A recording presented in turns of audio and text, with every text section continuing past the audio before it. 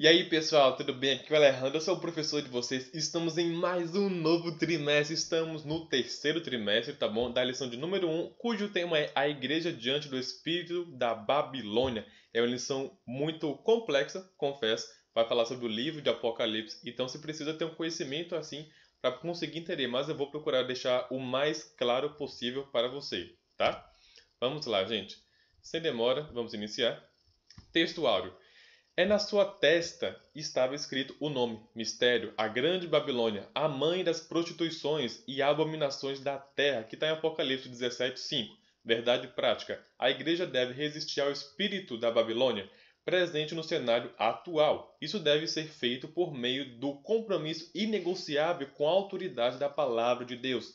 Inegociável, não é você pegar um pouquinho do mundo e estar um pouquinho na igreja, não, gente. Isso não existe, tá bom? Não existe de forma alguma. Leitura diária. A idolatria como símbolo da prostituição espiritual, o anticristo por meio de Satanás para oposição a Cristo Jesus, o relativismo cultural contra a doutrina e a autoridade bíblica, a busca pela desconstrução da ética e da moral cristãs, a palavra de Deus é a verdade absoluta e imutável, aguardando a volta de Cristo em constante oração e vigilância. Maravilha. A leitura bíblica em classe. Está em Apocalipse capítulo 17, 1 ao 6. É muito legal, gente. Muito legal. Quem quiser ter um conhecimento ainda mais profundo, leia Apocalipse capítulo 12. Vai pegar ainda um conhecimento a respeito disso, tá? E veio um dos 7 anjos que tinham as 7 taças e falou comigo, dizendo-me: Vem, mostrar-te-ei a condenação da grande prostituta que está assentada sobre muitas águas, com a qual se prostituíram os reis da terra, e os que habitam na terra se embriagaram com o vinho da prostituição. E levou-me em espírito a um deserto, e vi uma mulher assentada sobre uma besta de cor escarlate, que estava cheia de nomes de blasfêmia, e tinha 7 cabeças e 10 chifres. Vixe!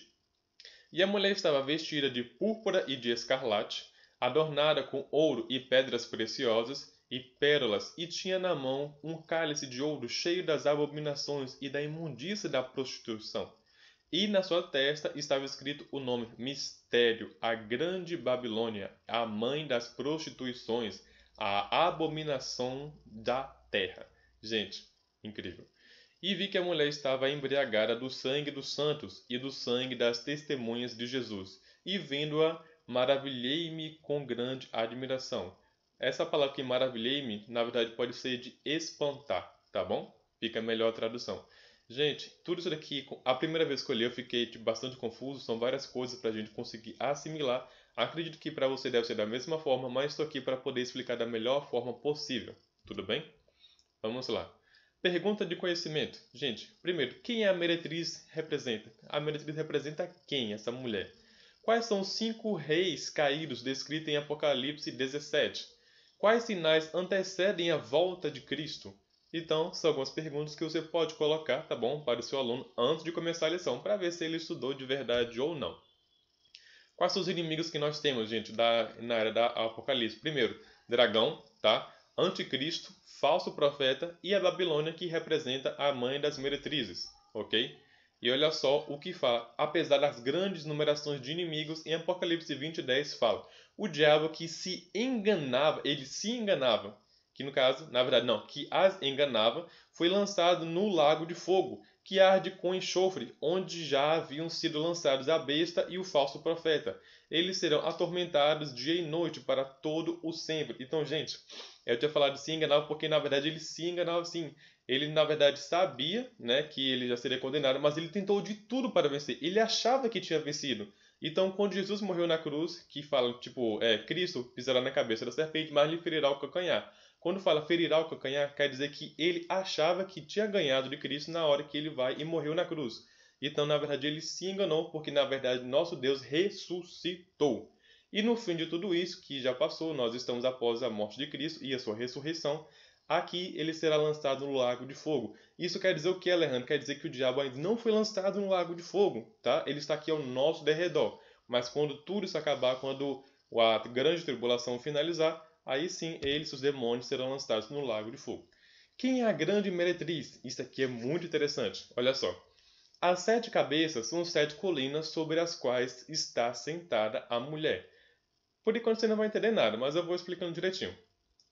Ó, a mulher que você viu é a grande cidade que reina sobre os reis da terra, que está Apocalipse 17 e 18.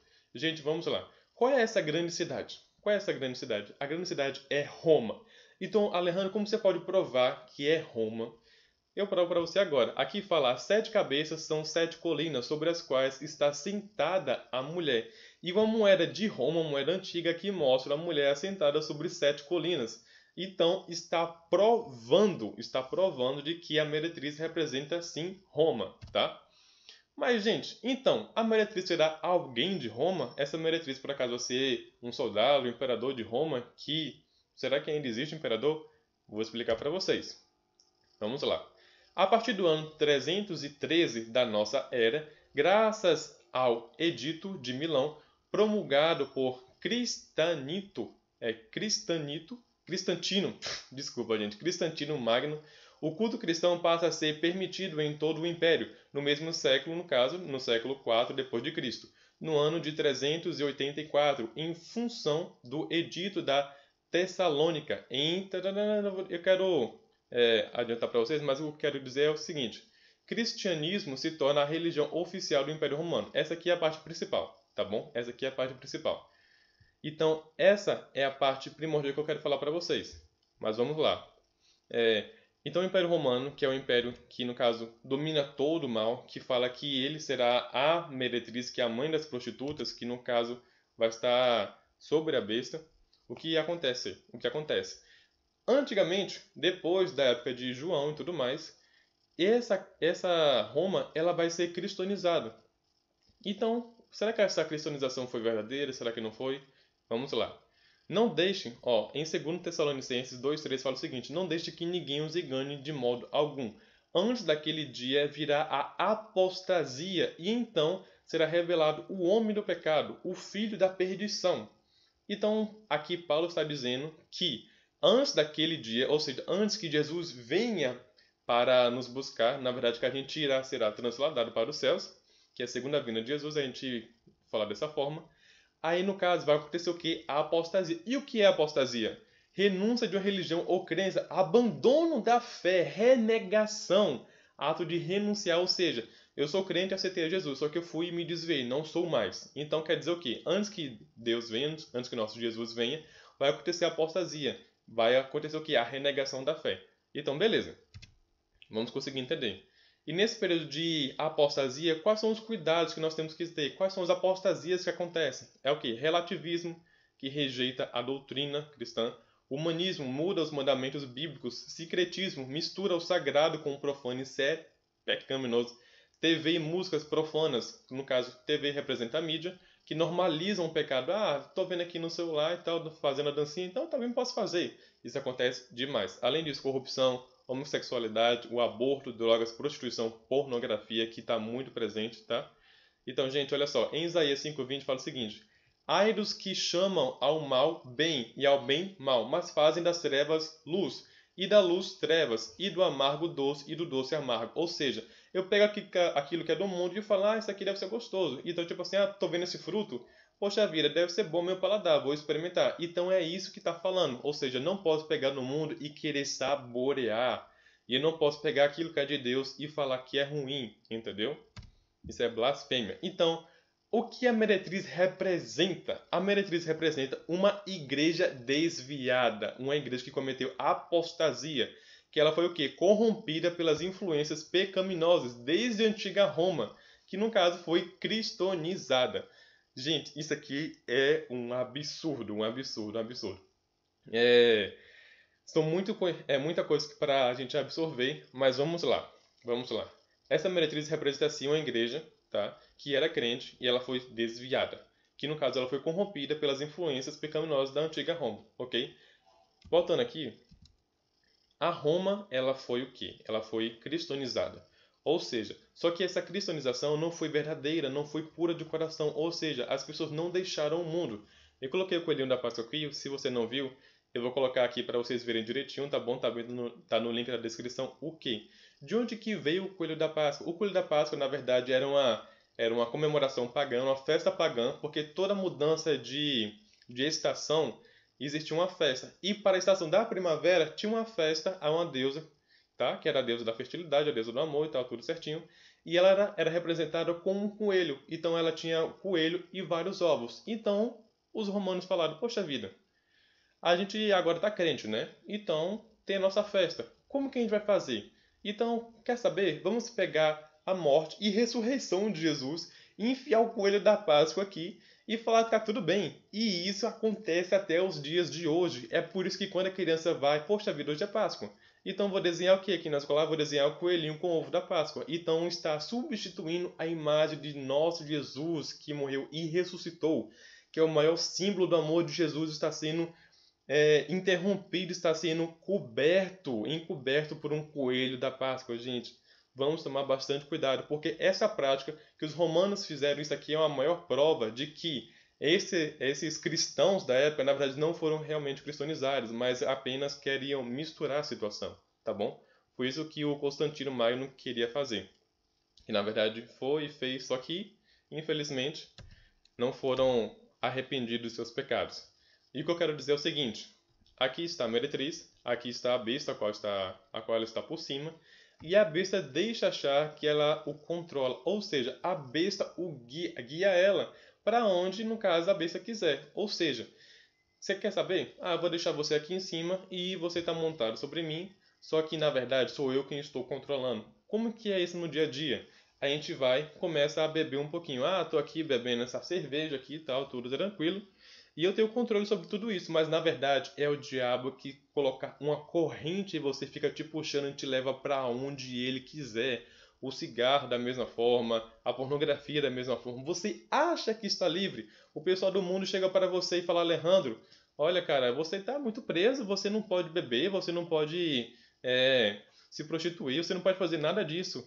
Aí eles acham que eu estou preso porque, no caso, eu não posso, mas a verdade é que eu tenho meu livre-arbítrio igual a você e eu tenho total liberdade para fazer tanto as coisas de Deus como as coisas do mal, mas eu sou livre, eu não sou escravo do pecado, porque o pecado escraviza. Então eu tenho essa liberdade para poder fazer e não fazer, mas ele, se ele quiser sair, não consegue. Mas claro que eu vou escolher permanecer na presença de Deus, porque se eu der alguma brecha, o diabo vai vir, vai colocar uma corrente em mim e vai falar: ah, vem cá, Alejandro, já que você quer, então toma. Então é assim que acontece, tá? Não é só que o diabo tentou a Jesus, não é que ele, não é que ele, tipo, tentou tentar, mas na verdade ele tentou a Jesus, só que ele não caiu. Então, o que o diabo faz? Ofereceu várias coisas para Jesus, ofereceu reinos e tudo mais, fama, mas Jesus sabia que tudo aquilo era para, na verdade, escravizá-lo. Não é à toa que o diabo chegou e falou: não, se você fizer isso, você tem que se prostrar diante de mim e me adorar, né? Que é o que muita gente faz. Essa meretriz está vestida de púrpura e escarlate. Escarlate. O que isso quer dizer? A cor roxa ou púrpura está ligada ao mundo místico, que significa espiritualidade e magia, tá? E no caso, o escarlate simboliza o reinado. Então, essa meretriz simboliza que ela é a rainha das prostitutas, ela é a mãe das prostitutas. Ou seja, não é à toa que nosso Jesus escolheu não, foi vestido com um pano escarlate, que fala em Mateus 27:28. E despindo, o cobriram com uma capa de escarlate. Porque fala: ah, você é o rei dos judeus, então sai daí e se salve. Aí o vestido com um pano escarlate, tá? Então, gente, eu quero que vocês prestem bastante atenção, tá?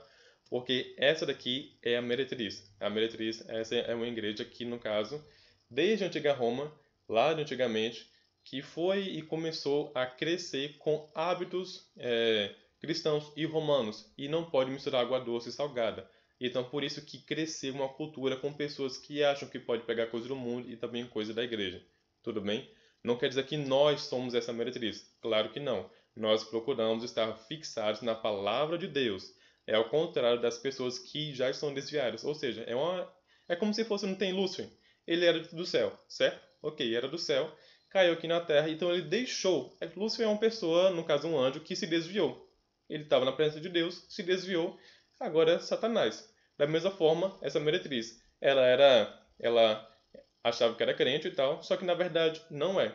Aí se desviou e está corrompida pelas práticas da antiga Roma, que vai passando até os dias de hoje, que até os dias de hoje, não apenas a antiga Roma, mas as práticas do dia de hoje, que é homossexualidade, aborto, corrupção, que foi o que eu tinha falado aqui anteriormente, que são todas essas coisas aqui, que está incluído nessa antiga Roma, mas para não falar só antiga Roma, as coisas de hoje em dia. Então, a meretriz é uma pessoa que se desviou, que pega as coisas do mundo. Tudo bem? É um pouquinho difícil de se explicar, mas a gente vai entendendo. Qualquer dúvida, pergunta aqui nos comentários, eu sei que é uma lição bastante complexa. Além disso, a lição fala o quê? Que ele é adornado com ouro, pedras preciosas e pérolas. Ou seja, mostra a sua riqueza, o seu poder econômico. E a pergunta que eu tenho para você é: no dia a dia, você tem mais desejo de ganhar dinheiro ou de ter a presença de Deus? Gente, o dinheiro é o que mais corrompe o ser humano. Não é que a Bíblia fala que o dinheiro é um senhor. Ou seja, não pode adorar dois senhores, não pode adorar a Deus e a Mamon, que Mamon representa dinheiro. Você vai achar essa passagem na sua Bíblia. E isso é algo muito presente, porque todo dia a gente acorda para trabalhar, a gente dorme pensando nas dívidas, num boleto que não foi pago, a gente dorme pensando, poxa vida, eu quero comprar tal coisa. Mas a gente não tem esse desejo para a palavra de Deus, a gente não tem esse desejo para procurar nos crescer no fruto do Espírito, nas armaduras de Efésios 6. A gente tem esse desejo de ser batizado com o Espírito Santo. Gente, isso aqui tem que ser uma preocupação nossa constante. Se a gente preocupa tanto com o dinheiro e Deus está em segundo plano, o que é como prioridade na nossa vida? Temos que tomar bastante cuidado com isso, tá bom? Então, isso daqui mostra também para seduzir, para falar, o mundo é bom, porque, poxa vida, se você for para o mundo, eu vou te dar riquezas. Que foi o que Satanás ofereceu para Jesus? Satanás tentou Jesus com relação à riqueza, sim. E muitas pessoas caem nisso, tá? Violência. Olha só, Apocalipse 17:6 fala: Vi que a mulher estava embriagada com o sangue dos santos, o sangue das testemunhas de Jesus. Quando a vi, fiquei muito admirado ou espantado. Espantado é uma tradução melhor. Gente, isso daqui acontece o quê? Ela, no caso, matava as pessoas santas, as pessoas que são testemunhas de Jesus. E isso representa também como hoje está violento, como o mundo hoje acontece coisas bárbaras. Na nossa realidade, que é o Brasil, não ocorre muito, mas eu vou dar um exemplo para vocês de uma pessoa que a minha família conhece, tá bom? É um missionário chamado Ismael. Ele é um missionário da África e eu vou contar o testemunho dele rapidamente para vocês. Ele e a sua esposa são esse casal aqui, tá bom? E aqui na igreja de Onápolis, eles cuidam desse missionário, tá bom? Da Assembleia de Deus cuida desse missionário. E qual que é o testemunho dele? Ele estava na sua casa e o pessoal lá, que lá ocorre bruxaria, ocorre tudo de maligno, ocorre lá na África, para vocês terem noção. Então a cultura africana é muito pesada. Não é tô aqui, tem até algumas coisas de Salvador que veio de lá. Mas vamos lá. Esse missionário, o missionário Ismael, estava na sua casa e estava orando. E várias pessoas, vamos dizer assim, os vândalos, tá? Eles estavam planejando em ir e queimar a casa dele. Ou seja, vamos de noite lá às 6 horas, vou dar um exemplo aqui de 6 horas, e vamos lá e vamos queimar a casa dele. Ok. Aí quando os vândalos foram e chegaram para queimar a casa dele, ele estava orando dentro de casa, e quando os vândalos chegaram para, tipo assim, eu tô aqui de frente da casa, eu estou vendo a casa pegando fogo. Então, antes de eu ir, eu sou vândalo, eu vou queimar a casa dele. Antes de eu ir e queimar, eu já vi a casa queimando. Então, quando eu vi aquilo, eu me admirei, voltei para o chefe e falei: olha, chefe, alguma coisa aconteceu, porque alguém já foi e queimou a casa dele. Só que, na verdade, não estava queimando. O Espírito Santo, o poder de Deus, fez com que os olhos dos vândalos vissem a casa pegando fogo, só que na verdade não estava. Ele estava lá dentro. E depois que ele foi e orou, ele dormiu, acordou tranquilo. E as pessoas ficaram admiradas. As pessoas ficaram admiradas, porque quando os vândalos voltaram, viu que a casa estava em perfeito estado. Então, essa é a presença do amor de Deus. E o que eu quero dizer para você é essa violência em que está aqui, ela existe, não é que vai existir, ela já existe. Terroristas matam cristãos. Pesquisa a respeito da janela 10/40, já falei isso a respeito em outras lições aqui atrás.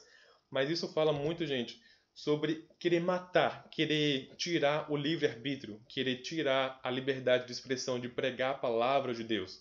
Tá bom? É algo forte, gente. É algo forte. Sedução. Ó, no versículo 2 do capítulo 17 fala: com quem os reis da terra se prostituíram, os habitantes da terra se embriagaram com o vinho da sua prostituição. Ou seja, essa meretriz foi e embriagou os reis, tá bom? E o que eu quero dizer para vocês é cuidado com a mentira, cuidado com a sedução. Eu vi um vídeo da pessoa falando o seguinte: conhecerás a mentira e ela vos encantará.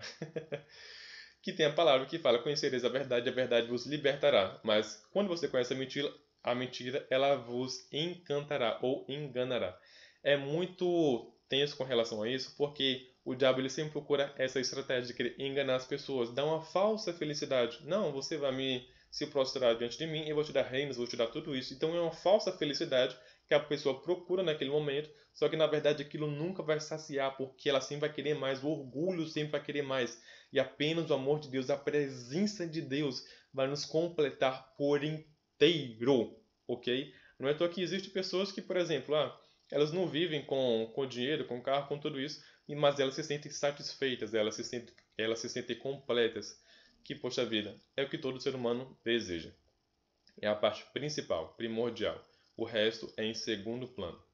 Então, o que eu quero falar é o seguinte: em Gênesis, a serpente foi e enganou a Eva. Ou seja, a enganação, a sedução, aquilo que eu quero mostrar que o mundo é bonito, ocorreu com a primeira mulher, né? O primeiro casal foi e pecou nisso. E lá no final, que, por exemplo, como que acontece em relação à grande tribulação? Primeiro, que nós, que somos a igreja, vamos para o céu. Vai acontecer lá no céu as bodas do Cordeiro. Aqui na terra, durante 7 anos, vai ser 3 anos e meio de bênção, de falsa felicidade, na verdade, e 3 anos e meio realmente de grande tribulação. O anticristo vai mostrar que ele é o anticristo. Então, 3 anos e meio com 3 anos e meio, 7 anos. Então, durante esses 7 anos, vai ocorrer a grande tribulação aqui. E logo após isso vai ocorrer o milênio, que Jesus vai sair, o diabo vai ser preso durante 1000 anos, Jesus vai estar aqui, e durante esses 1000 anos, Jesus vai governar a terra, tá? Nós vamos vir com ele, vamos estar aqui na terra. Aí, após esses 1000 anos, o diabo será solto, a gente vai ser arrebatado, mas o Deus vai deixar o diabo solto por um pequeno espaço de tempo, tá? Aí, gente, o diabo ainda vai enganar algumas nações. Vai falar de Gog e Magog também. Então, o diabo vai enganar. Ou seja, Jesus ficou no milênio, mostrou que é perfeito o mundo que ele governa, que é sem corrupção, sem mentira e tal, tudo certinho. Só que o diabo ainda vai enganar. Ou seja, então o diabo vai enganar no início e também no final. Entendeu? O diabo enganou no início, que era tudo perfeito, no Jardim do Éden. E o diabo também vai enganar no final, onde o mundo estava perfeito, onde o mundo será perfeito com Jesus governando a Terra durante 1000 anos. Não são 5 anos, não são 100 anos. São 1000, gente. 1000. Um milênio. Tá? Depois a gente pode falar um pouquinho mais sobre isso, mas enfim, eu quero dizer para vocês que o diabo seduz, o diabo mostra que isso daqui é bonito, isso aqui vai ser bom para você, isso aqui você vai necessitar disso. Então, tudo isso o diabo mostra para você. Mas o que eu quero dizer para você conseguir assimilar e aplicar nos dias de agora é o que? Qual é o seu fruto? Ou seja, qual é aquele fruto que te seduz? Aquele fruto que está naquela árvore que você fica pensando, poxa vida, se eu experimentar, será que é gostoso? Será que não é? Se eu beber aquela cerveja, aquele cigarro que o pessoal tanto gosta, poxa vida, será que se eu fizer sexo antes do casamento, será que isso vai ser bom para mim? Poxa vida, eu tô com tanta vontade, eu acho que eu vou fazer. E se eu ver aquela pornografia? Eu posso, não posso? Corrupção, poxa, o dinheiro está aqui tão fácil. Então o diabo conhece os seus pontos fracos. Vigie, porque o diabo, ele prende, ele não brinca de ser diabo, ele veio para roubar, matar e, sim, ele pode destruir a sua vida, tá?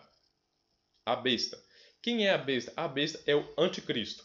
Prova para mim, Alejandro. Prova. No capítulo 13 do versículo 5 fala: a besta foi dada uma boca para falar palavras arrogantes e blasfemas, e lhe foi dada a autoridade para agir durante 42 meses. E 42 meses representa 3 anos e meio. Você pode colocar aí na calculadora tudo certinho, que para 3 anos e meio. Ou seja, a besta ela vai sair tal da água, e essa besta ela vai profetizar, ou seja, vai profetizar não, vai falar palavras arrogantes, vai blasfemar ao nome de Deus. Será um falso profeta que vai blasfemar o nome de Jesus. E vai ser durante os 3 anos e meio da grande tribulação, ok? 7 reis. Em Apocalipse 17:10 fala o seguinte: São também 7 reis, 5 já caíram. Um ainda existe e o outro ainda não surgiu, mas quando surgir, deverá permanecer durante pouco tempo. Então, quem são esses 7 reis? Para quem já estudou, para quem tem essa curiosidade, vamos lá. João, ele falou no tempo da atualidade dele, ou seja, 5 já caíram. Então, para esses 5 já ter caído, tem que ter caído na época dele. E quais são esses 5? Síria, Egito, Babilônia, Pérsia e Grécia. São esses 5 que já caíram, tá bom? São conforme os estudos, tá bom? E são conforme os 5 reis, os 5 reinados que realmente eram muito fortes e que eles caíram durante aquela época. E qual outro? 5 já caíram, um ainda existe. Qual é aquele que existia? É o de Roma, que no caso é da época tal, tudo certinho, de João. Então, o Império de Roma ainda estava presente na época de João. É por isso que ele falou que ainda existe. Não quer dizer que existe hoje, mas existia na época de João. A gente tem que ter essa exegese e hermenêutica. E outro ainda não surgiu, ou seja, ninguém sabe que vai surgir. E eu não vou aqui especular nada, tá? Tem gente que fala que é certo país, é certo país. Não, a gente não pode afirmar nada, gente. A gente não sabe. A gente pode falar daquilo que já aconteceu, porque a gente tem estudo, a gente vai, estuda, analisa certinho, mas o que vai acontecer, tipo, vai ser tal reinado. Ninguém sabe a respeito disso ainda. Então, tá aqui essa informação para vocês. Liberdade de expressão. Olha só, em Mateus 10:33 fala: Mas aquele que me negar diante dos homens, eu também o negarei diante do Pai, o qual está nos céus. Hoje em dia, a liberdade de expressão está sendo algo muito difícil de acontecer. Por quê? Por exemplo, acontece, eu tenho um amigo que estuda na UFSB, na verdade ele até já formou, mas enfim, estudou na UFSB de Teixeira de Freitas, e existia aulas, por exemplo, que falavam sobre a homossexualidade. E o povo sabia que ele era crente, o povo queria instigar ele para que ele falasse, para que o povo realmente caísse em cima e o julgasse. Mas ele procurava ficar quieto. E eu também tenho uma amiga que está estudando lá, e eles falam que coloca muita pressão com relação a isso. Só que, na verdade, a verdade não existe liberdade de expressão lá, gente. Não existe tipo assim, eu não quero condená-los, mas eu não concordo com a atitude deles. Essa frase está totalmente fora de cogitação, entendeu? Se você falar isso, é capaz de você ser preso. Eu não estou brincando. Tudo bem? Então, cuidado. Ego. E, gente, mesmo diante dessa situação aqui, a gente tem que ser sábio, tá? A gente tem que ser sábio. Aqui não está falando que, tipo, se você por acaso ficar quieto, perguntar a respeito da sua opinião, se você ficar quieto, não quer dizer que você está negando a Jesus. Tudo bem? Mas se você falar, você apoia isso daqui, e você falar, eu apoio, aí sim você está discordando da palavra de Deus, ok? É aí que se aplica essa passagem. O ego. Muita gente fala o seguinte, nenhuma igreja me serve, cultuando a mim mesmo, que é o que acontece. Minhas vontades em primeiro lugar. Essa pregação não é para mim. Isso acontece muito. Em Lucas 22:33 vai falar o seguinte: Mas Pedro respondeu: Estou pronto para ir contigo para a prisão e para a morte. Essa frase de Pedro é muito interessante porque ele falou algo, ele falou de coração, ele acreditava que sim, ele iria até para a morte ou para a prisão por conta de Cristo. Mas a verdade é que o ego dele era tão grande, o seu orgulho era tão grande, que não o fazia enxergar os seus próprios defeitos. No entanto, Jesus falou: Se você me negará hoje 3 vezes. E Pedro não acreditou. Pedro não acreditou. Mas ele foi e falou: Não, eu vou morrer por ti, eu vou ser preso por ti. Só que ele não conhecia os seus próprios erros. Então, o que acontece? A gente às vezes está num ego tão grande que a gente não consegue enxergar o que a gente está errando. E logo depois que Jesus foi, ressuscitou, conversou com Pedro, tudo certinho, falou: Apacenta as minhas ovelhas. Logo após, quando ele está pregando, está conquistando almas, ele fala: Cuidado quando vocês forem soberbos. Cuidado com o orgulho. O que ele, Pedro, está falando dele mesmo, porque antigamente ele era, mas agora ele conhece os seus erros e ele conhece que, na verdade, eu sei meus pontos fracos. Então, eu vou procurar melhorar nesses pontos fracos, entendeu? Então, é isso que nós temos que fazer diariamente. Fala: Jesus, sou seu filho, estou aqui, o Senhor conhece os meus pecados. Não é que a palavra fala em Salmos o seguinte: Pai, perdoe os meus pecados, perdoe os pecados que eu cometo sem perceber. Olha só como Davi é sábio ao falar isso. Me perdoe os pecados que eu cometo sem perceber. Essa é a oração que temos que fazer. Por quê? Assim Deus vai nos mostrar onde é que a gente está errando. E poxa vida, faz de conta que normalmente quando a gente vai dar aula, tem vezes que fala um pouco rápido, tem vezes que fala alguma coisa errada, só que eu não percebo. Aí quando eu, por exemplo, assisto um vídeo meu, aí eu vou ler aquilo, poxa vida, eu falei aquilo ali errado, então eu posso melhorar nisso. Então eu identifiquei o erro meu e eu vou melhorar. Só que se eu não identificar, eu vou continuar com aquilo para sempre. Então isso é um erro que a gente comete muito. Vamos lá. O que é que acontece hoje em dia? Quais são os sinais da vinda de Cristo? Primeiro, terremotos, que já existe. Fome, que já existe. Pestes, aconteceu o Covid aí, peste negra, várias outras também, que existe. Guerras, que existe. Apostasia, que é o negar a fé. Existe inversão de valores, que está bem na nossa cara. Então, cuidado, porque está próximo. E aí a passagem em Marcos 13:33 fala: fiquem atentos, vigiem, mas não sabe quando virá esse tempo. Ou seja, o Deus, o nosso Jesus virá, só que a gente não sabe quando. E o que eu quero perguntar para você é o seguinte: por acaso o seu azeite está completo? A sua lamparina ela está cheia ou ela está vazia? Se Jesus vier agora, o que é que vai acontecer? Você vai ser pego de surpresa? Você por acaso quer esperar você se saciar com esse pecado e achar que depois você vai sair dele? Fique tranquilo, meu irmão, o diabo não vai te soltar, não. Isso é o que o diabo quer que você pense, que você pode sair a qualquer momento. Ah, eu fumo hoje, eu posso parar de fumar quando eu quiser. É engano seu, engano. O diabo quer te aprisionar, mas Jesus pode vir a qualquer momento. Ou, se ele não vier, você pode morrer. E se você morrer, meu filho, você não sabe o dia que você vai morrer e você pode ir para o céu ou para o inferno. Então toma bastante cuidado com isso. Não existe purgatório, não. Não existe a segunda chance, a sua chance é hoje, é o agora. Então arrependam-se dos seus pecados e mudem de atitude. Inveja. Isso aqui é algo que eu achei bastante interessante, que é o que? O diabo tem inveja de Deus. Não é aqui ele falou, eu quero colocar meu trono acima das estrelas de Deus. Então ele queria estar acima de Jesus, acima do nosso Deus Jeová. Então o diabo tenta imitar Deus. Ele faz o quê? Por exemplo, existe o Pai, Filho e Espírito Santo, que é a Trindade.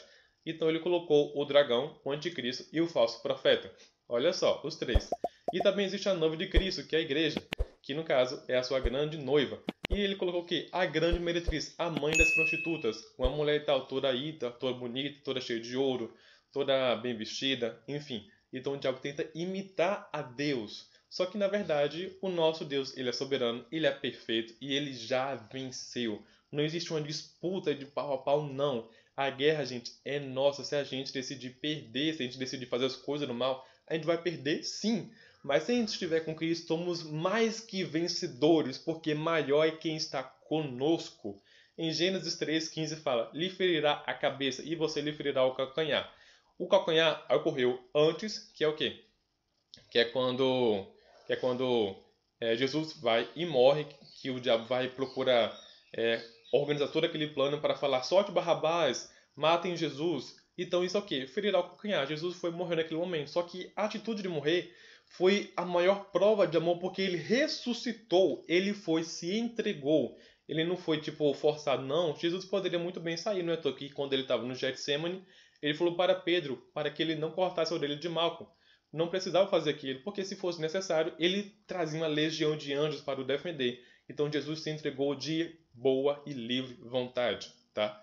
Então, através da morte dele, que o Satanás achou que tinha vencido, na verdade não, o Satanás se enganou e na verdade nosso Jesus, ele é mais que vencedor. E nós somos mais que vencedores porque estamos ao lado dele. Amém, gente? É aí que Jesus vai e fere a cabeça da serpente, e ferirá quando ele será expulso e lançado no lago de fogo. Como que a gente faz para sobreviver nesse mundo maligno, gente? É o fruto do Espírito. E eu quero dizer para vocês que é daí que vem o nosso nome, frutificados. Ou seja, são pessoas que têm o fruto do Espírito. Que quais são? São 9, tá? Amor, gozo, que no caso é alegria, paz, longanimidade, benignidade, bondade, fé, mansidão e domínio próprio. Isso aqui é algo maravilhoso. Temos que tomar bastante cuidado também com as armaduras que está escrita em Efésios 6. Escudo da fé, capacete da salvação, enfim, os todos, tá? E eu quero que você leia, procure melhorar, procure ver quais são aqui os 9, dentre os 9 aqui, o que é que eu tenho que melhorar, gente?